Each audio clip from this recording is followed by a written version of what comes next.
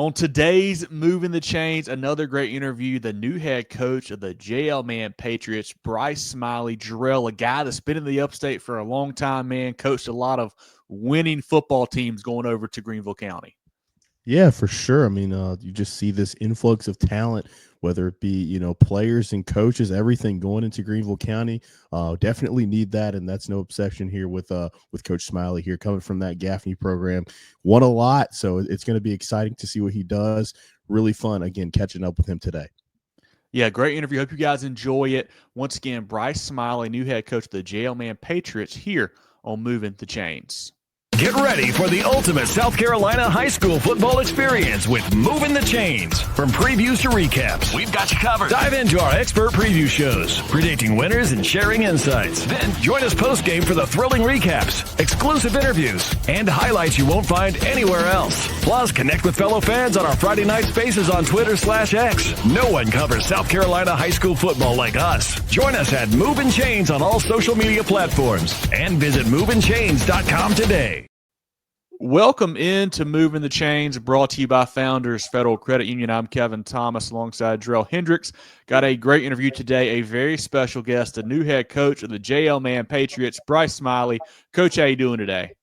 Doing great. Well, we appreciate your time. We really do. If this is you guys' first time tuning in, be sure to follow us on Facebook, Twitter/X, Instagram, YouTube, and more at Movin' Chains. Our website, movinchains.com, and our podcast on Apple, Spotify, Google, and all other podcast platforms. Coach Smiley was hired in February. He was the defensive coordinator at Gaffney and had been on staff for 15 seasons, and he played collegiately at Presbyterian College. Let's start there, Coach. You've been an assistant for a long time. You're taking over as the head man now at JL Mann. What's that transition been like, kind of coming from Cherokee County over here now to Greenville County? It's been different. It's been exciting, though. It's been very exciting. JL Mann's kind of been on the up and up, and being able to come in and kind of bring a lot of what I've learned and gathered from a place like Gaffney, I think has been good. I think the kids have kind of saw some of the other things that they hadn't seen before, and we've really been getting after it ever since I got here. I think February 15th was kind of the first day that I was really here in the weight room and kind of around the kids. So it's been great. I always kind of had this idea of things in my mind about how I would do things. And it's funny, you get to a place that's a lot different than kind of where you've always created these images or these plans, and you have to adapt. And so there's been a lot of adapting. But at the same time, I think we've been very efficient in what we've done. And there's no doubt that we are putting in what I would call a without equal amount of work. So, Coach, let's talk briefly about your background and your coaching experience. Kevin mentioned it, 15 years at Gaffney, your alma mater there, a very, very special place. What were you able to learn under, some legendary coaches over there that you've been able to bring to JL Mann? I tell you, man, Coach Jones was a phenomenal football coach. And, he did a great job of just allowing his coaches to coach, as long as it was, under his philosophy and his approach. He did a great job, I thought, hiring good people and allowing assistants to kind of flourish in specific roles. I've tried to really take a lot of that from him, and then he was a great at just monitoring and adjusting. And that's a life skill, and it's also a football skill. How many times in games do things not go as planned or something? And so I really took a lot of that from him, and just the importance of the weight room that that was placed in Gaffney, and that they're fortunate enough to have a full-time strength coach on staff. I was fortunate enough to work alongside two very good ones while I was there, and I was able to take a lot of information from them that we're currently using here now with some small adaptations. But I was just fortunate to work with Coach Jones, and for him to give me a shot fresh out of college while I was still student teaching. He coached me, and he knew that I love football, that I was passionate about it, that I was a student of the game. And he gave me a shot, and I'm, forever grateful for that to him, and then getting to work alongside some other great coaches too. One of the biggest things for a first-time head coach is getting that staff, really filled out with some good guys around you, Coach. Who are some of those folks you're able to bring in? And do you have the staff fully set now? So looking for a couple pieces, or kind of how's that shaking out for you? We're fully set in a sense. That obviously have room for a couple more. I would like to hire two more. Right now, I'm doing the secondary by myself, and that's a task in itself. And then when you add the head coaching responsibilities on it, it can get kind of tricky at times. So I would really like to hire an assistant DB coach, and if that person is very capable, then I would be fine passing some of that off. And then the other position is, I would like to hire an H-backs and a tight ends coach. Right now, those guys are working a little bit with our O-line, a little bit with our backs. So I would like to have that. But other than that, I've been fortunate to get guys that want to be here. And I've got some young guys, that are just hungry. And, I was fortunate enough to get Lance Hansen, who's a veteran, been around some really good programs, to do my offensive line. That was actually the first hire that I made, was the offensive line position. And he's been great. And then offensive coordinator Chris Knight's been transitioning up from Charleston. And, the kids are really buying into what we're doing on offense. And I'm really excited about some of the things we're going to do and the way that we're going to look. I'm very excited for that. So yeah, I'll tell you another one that was a big one. All of them were big, I hope you understand. But I got a guy from Gaffney that coached with me for a long time, and he even played beside me at Gaffney. And he's been a tremendous tool because he knows our defense inside and out. So he's able to kind of take some of that off of me. But his name's Julius Wilkerson. He's going to be doing our inside linebackers. But not to leave anybody out, but some of the guys that were unnamed are just doing a phenomenal job. Several of the guys that were here on staff that decided to stay have been huge for me to kind of learn the lay of the land. And I just got some really great guys that are taking things off of me, like film and painting and transportation, stuff like that. That's been a tremendous help. Coach, another big part of the transition is you adopting your own scheme and bringing that into the fold there. Obviously, you're a defensive guy. Are you you mentioned being the secondaries coach as well. Are you still going to call those plays on defense? What are you planning on doing there? And then also, what are you expecting from your offense? Defensively, I'm going to be calling the plays this year. It is something that I would love to pass off maybe in the next year or so. But this year, I will be calling the defense. And I'll be kind of leading that charge just as a whole. I'll just be leading that. You didn't ask about special teams, but special teams, I have assigned a young coach that role of special teams coordinator, and he's done a great job. He reminds me a lot of me when I was younger, just hungry, wants to learn. He's got a good background. He came from Clemson, where he assisted with the receivers and in the weight room. So he's been a tremendous hire, and has really worked. He's a worker. He's a worker, and I need workers. And then offensively, I'll just tell you the truth. When I met with Coach Knight and decided to offer him the position, I told him, and I pulled up the stats from last year's teams at the 4A and 5A level that played for the state championship, and they all averaged over 48 points a game. They all did. That West Side, Northwestern, Somerville, Dutch Fork. They were all right around the 48-point mark. So, I told him, I was like, I don't really care what we look like, but this is the goal.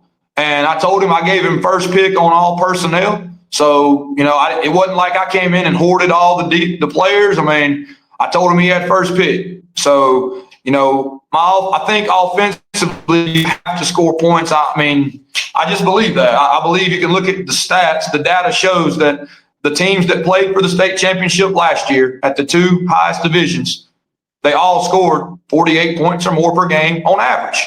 So, to me, that's the goal. Coach, you mentioned playing, coaching, for Coach Dan Jones such a long time there, and what a great influence he's had on you in your career. But who are some other guys maybe that you kind of try to pick some things from here and there to kind of mold how you've been as a coach? And is there anybody maybe even at the college or pro level you like to watch now to kind of take some things from as you're, working on your game plan and just your coaching career? Yeah, I'll definitely give you some names. So my first year at PC, I played for Tommy Spangler for 1 year. And, oh, man, what a tremendous football coach that guy is. And, he's at Furman now. But he probably don't even know that. But, I learned so much from him. I was just a sponge. I still have my notebooks from my freshman year in college where I took notes. I actually took his football class. He had a football class that I took, and I still got my notebook from that class that I actually go through from time to time. So he would have been a big one. Bobby Bentley was a huge one. I played for him for 2 years at Presbyterian College, and I'm good friends with Coach Bentley's son, Jake. So I actually took a lot away from how Bobby ran practice. And that's kind of the practice formula that we're using, honestly, was his practice schedule. And so the way he coached quarterbacks and things like that. And then Randy Birch would have been a tremendous he's such a football guy, and he loves kids, and he loves football, and he knows football, both sides of the ball, like the back of his hand. And getting to co-coordinate with him those years that we got to work together was the best thing for me. And I would hope he would say the same thing for him. Like, I really was able to kind of learn the run game more from him and why you do this with your hand, and why you do this with your first step, and why you play this technique instead of this. And, he and I really, really, I think, fed each other different aspects of the game of football, and a tremendous football coach. So those would have been probably the main ones. I learned some from Cameron Brooks, who was at Gaffney for a long time. And so I think, again, hating to possibly leave somebody out, but those have probably been the main ones that had an impact on me and my learning of the game of football and coaching it. Coach, that 15 seasons that you spent as an assistant, I feel like it's misleading. You're still a really young guy, or maybe I'm just getting old and I'm trying to think that I'm still young as well. But obviously, being a coordinator, the natural progression is taking that next step to be a head coach. How did you know you were ready to make that step and leave home? Oh, man. It's so hard. I'll just tell you the truth, man. I had gotten to where in Gaffney, I was pretty much operating on autopilot, man. I had gotten to where I know that I was doing my job fully, and I was meeting all the standards and formulating a game plan defensively, setting up a scheme. The last year at Gaffney, I actually ran the defense the same way that I would run a head coach. And if I was the head coach, we had team meetings every week where we had players stand up and share different testimonies and things about their life and why they played football. We had our own little brand inside the defensive core, and I had the defensive players over to my house. Just all the things that I said I wanted to do as a head coach, I did last year at Gaffney. And, I knew that it was time for a new challenge. I didn't know where that was going to be or when it was going to be, but I knew that this was something that I had dreamed of and something I had wanted to do, and I felt like it was something that the Lord was leading me to. Again, I didn't know when. It's something that I had been pursuing for a few years. And, I'm fortunate enough now that JL Mann gave me this opportunity, and that so many of these kids have bought into what we're doing. And I really am just blessed with the group of kids that I have and the way that they're working and buying into what we're doing. Let's talk about some of those kids, Coach. Who were some special players coming back that you guys had that we should really be on the lookout for this fall? Well, I think out of our 26s, our starting quarterback, we haven't had him the whole time I've been here because he's a baseball player, McLeod Darnell. But he started for JL Mann last year until he got hurt. But he's been just such a blessing to have, and the way he leads by his actions. He's a quarterback, and he's in here just crushing it in the weight room. Just a great kid to have, and a great leader. Even though he's not as verbal as he could be at times, his actions speak so loud. And so he's been a good person to have. And then receivers Cam Robinson and Nate Holmes are also some 26 kids that are very explosive, that have been that have been voted summer captains by their teammates, which I think speaks a lot. And I'm expecting big things from them. Defensively, some of 26s are Riggs, Manning, Josiah Smith, Jordan Turner, Butler. Those would be some of the seniors that I think have really stood out defensively. I'm hoping that Zach Petty, a defensive end for us, has a great year being a senior. And then moving into some of those 27s, I mean, I think we got a lot of 27s that I'm really hoping for big things from. Offensively, it'd be our offensive line: Christian Sullivan, Jensen Sullivan. Luke Penland's going to play some OL for us. He's also going to play some D-line for us. And then Sean Carvalho at inside linebacker, Spencer Berg at safety. So I really like our 27s. I tell you what, just thinking the kid that I left off that has probably been the most consistent player of the whole team is Hunter Rogers. He's going to play our outside linebacker for us.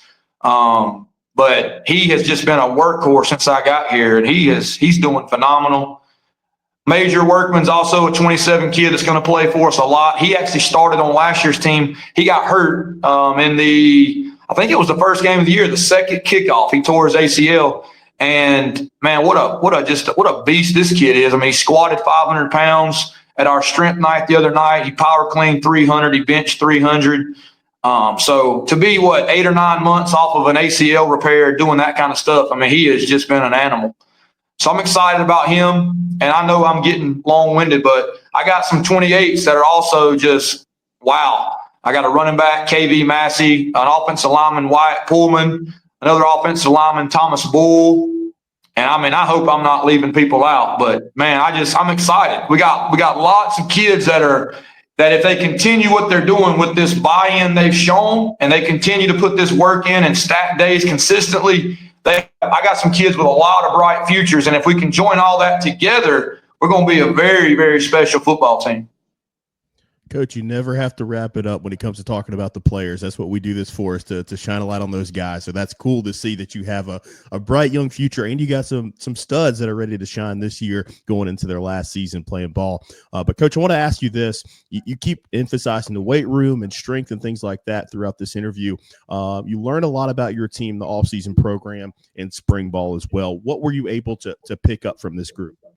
I was able to pick up that most of them, and I'm going to say most, I'm not going to say all. I mean, there's a 95% of them want to be pushed. They want to be pushed. They want to know that what they're doing is good, that what they're doing is not just some random workout that this guy brought in. It is an actual program that is specifically designed for them and their maxes, and doing their right weight for each set for the right number of weights is important. And when I came in, we started a strength regimen that was designed to be 12 weeks, but we didn't have 12 weeks. We only had 9 weeks. So we did a 9-week version of that. And I mean, multiple kids just skyrocketed on their maxes, multiple.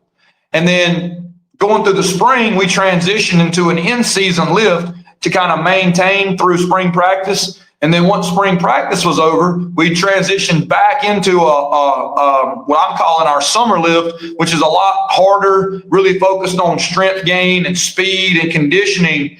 And I have a 95 to 97% of my kids have completely bought in. And it's, we're not focusing on the negative or the couple kids that might be a question mark. We're focusing on those ones that are in. And I've told them since I got here, I want kids that want to be here. I want coaches that want to be here. And if you don't, I'm not going to hold any hard feelings towards you. I want the kids that want to be here, that want to be coached this way, which is a disciplined way, a hard way, where the standard is up here. The standard is out of my screen right now, and our whole thing has been without equal. Everything we do, we want to be without equal. When we break it down on we, and it's not so much the promoting unity as it is without equal. Everything that we do is designed to be better than everybody else. And that takes a lot of work on the coaches, but it also takes a tremendous amount of effort and discipline and purpose and toughness and heart, which is our acronym that we build around depth. It takes a tremendous amount of those things to be that way. And I think I got about 97% of my kids giving that to me. So, Coach, this is a program that's had some success recently. You know, Coach Watson built a good foundation there. So it wasn't too much tweaking you needed to do. I'm sure you saw that firsthand in that thrilling game that you guys had last season. But what is something that you really, when you came in there, you say, I want to put my stamp on this program, and this is what I would like to change? Well, you know, they graduated about 30 kids off last year's team. You know, so that was there's a whole new group. When I look at these kids, there's literally less than 5 of them that have varsity experience. I mean, I think that's about an accurate number. McLeod was the starting quarterback, you know. Sean Carvalho played a very little bit last year. Major Workman played a very little bit last year. Jordan Turner Butler played some, I think, but there's not a lot of these guys with a lot of experience. And that's kind of been one thing I've sold it to them, was like, you know, this is a new team. This is y'all's team. And the work you put in from now till then will define how we are. And, you know, I met with each player when I got here. I made that a point to meet with each player one-on-one. Those meetings ranged anywhere from 20 minutes on the short end to 45 minutes on the long end. And it took me about 3 weeks to get through that. And I was chomping at the bit to start coaching football, but I really wanted to put an emphasis on getting to know these kids and learn about them, learn about their families, learn about their goals. And I wanted to get their thoughts on this football team and this football program. And each one said that they wanted to see more discipline and they wanted to see more player leadership. That was the 2 things they told me. So I'm able to kind of hold on to those things when things may not be going the best, or when I'm not seeing those things. I just bring it up and I say, hey, y'all told me you wanted this. You told me this. And, you know, discipline is something that I live and thrive on. I believe that discipline is accountability for everything, having a standard that never changes. And we're going to hold ourselves to that standard. We're going to be disciplined. There's going to be accountability for any time you hurt your team, whether that be a 5-yard penalty, a 15-yard penalty, or, you know, even something in the school where you make the team look bad. There's going to be accountability for that. And again, I'm not familiar with the ins and outs and how this program worked before me. Don't really care, honestly. You know, we're going to do things the way that I've always planned on doing it. We'll monitor and adjust as needed, which there's been a lot of that. But really the stamp that I've been trying to put on it is literally we're going to outwork people and we're going to be the most disciplined football team. And I think coming August, if we really believe in our hearts that we've outworked people and that we are the most disciplined team, I think we'll see that lead to confidence, and then confidence naturally leads to good things and victories. Founders Federal Credit Union means banking made for you. The on the go, the pick up and go, and the I want to go. Because at Founders, we give you the financial tools that make every dollar work for you. For the little things to the big things. For your future and your peace of mind.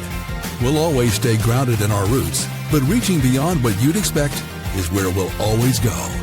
Find out what our members already know and enjoy a new way to bank. Relax, you're with Founders. Coach, couple easy ones for you. Let you get out of here. A couple quick ones for you. Maybe, I guess, it's, you know, in your office now on a home game on a Friday, on the bus to an away game on a Friday. What's on your pregame playlist as you kind of get ready to take the field? I'll be honest with you, man. I'm a lot different than most people. I'll tell you. Well, I say that I don't know that, but I love Christian music. It's just what I listen to. I'm a big fan of. I like modern praise and worship, and I like some old hymns. I tell you the truth. I mean, I'm usually pretty locked in beforehand. A lot of times I'll sleep on the bus ride. But I like to play just some praise and worship music and an old hymn or two here and there. Here in the weight room, you know, I had the kids make a clean rap playlist that I play sometimes, but I also have a Christian rap playlist that I play. I don't know if it's the coolest thing, but I'm just not going to play stuff with filth in it. That's just not me. And I won't bend on that. And it may hurt me at some point. I don't know if I don't know. It may. I'm not going to bend on it. I'm just not. So I listen to praise and worship music and a hymn or two here and there, and that's kind of. It just puts me, I think, in a great spot. Able to handle situations. Not being up too high or too low, just being able to handle things. And I know that's what's best for me. It may not be what's best for everybody, but for me, that's what works. Love that for you, Coach. This is one that we ask every person that joins our program, and you've been in Greenville long enough now, so you don't get much, leeway here. If me and Kevin are coming to a game, what is the restaurant that we got to check out before we see the Patriots hit the field? Oh my goodness, I am very new to Greenville. Let's see here. All I can do is give you some suggestions that people have given me. Perfect. That'll work. Frodo's Pizza was something somebody recommended that my wife ate at with my wife and I. Zorba's is a recommendation that I've eaten at. Kitchen Sink was another place that we ate at. And I'll tell you, there's so many food joints in this town. I mean, I don't know how we're going to hit them all. My wife and I started a list of places we want to eat, and you just see them going down the road like, oh, I bet that's good. Oh, I bet that's good. So we got a long list. We cook and eat at home a lot, so it's going to take us a lot of time to knock some of these off our list. But hey, I tell you what, there's anything you want around here, you can pretty much find. Coach, I'm from Greenville, and I haven't scratched the surface, so don't feel bad. I'm telling you, man, wow. So a last one here for you, Coach. I know it's still kind of early, but what are some goals you guys have for the 2025 season for JL Mann? Well, man, we obviously want to win the region. We want to beat our rival. We want to make a run at it. I tell you what, man, I don't know if people do this or not, but I remember Coach Strickland's press conference. I don't know if it's a press conference. The first time he addressed the team at Gaffney in 2003, I was a sophomore sitting in the bleachers. And somebody asked him, what's your expectations for this year? And without skipping a beat, he said 15-0 state championship. And you got to remember, they were coming off, I think, a 2-9 year or something. Like, it was not good. And I'll be darned if we didn't go 14-1 and win the state championship. We lost to Burns that year. They beat us pretty bad.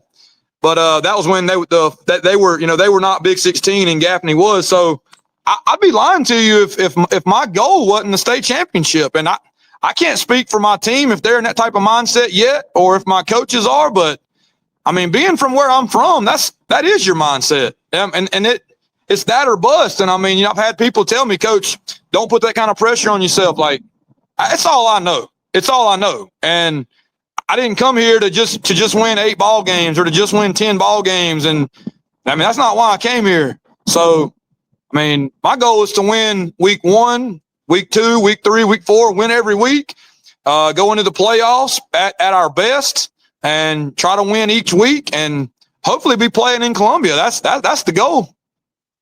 Well, this has been great. I want everyone to go check out Coach Smiley and the Patriots program on social media. They do a great job posting updates on their kids and their programs, so certainly check them out on there. Like I mentioned, follow us on social media. Moving the Change, brought to you by Founders Federal Credit Union. Jerel, anything else for Coach? We'll let him go today. Hey, Coach, thank you so much for your time today and joining us. We really do appreciate it. I just love hearing your story, your background. And as a Greenville County native, I love hearing you bringing that championship mindset to the football in that area. We really need that. So really excited to see what you're going to do, put your stamp on the program, and really have those Patriots ready to play in the fall. Thank y'all guys for what y'all do. Well, we appreciate you, Coach. Look forward to stopping by practice. We're getting to see you here soon, and best of luck, all right? Thank you, guys. Thank you, Coach. Appreciate it. See you. Get ready for the ultimate South Carolina high school football experience with Movin' the Chains. From previews to recaps, we've got you covered. Dive into our expert preview shows, predicting winners and sharing insights. Then join us post-game for the thrilling recaps, exclusive interviews, and highlights you won't find anywhere else. Plus, connect with fellow fans on our Friday night spaces on Twitter/X. No one covers South Carolina high school football like us. Join us at Movin' Chains on all social media platforms and visit movinchains.com today.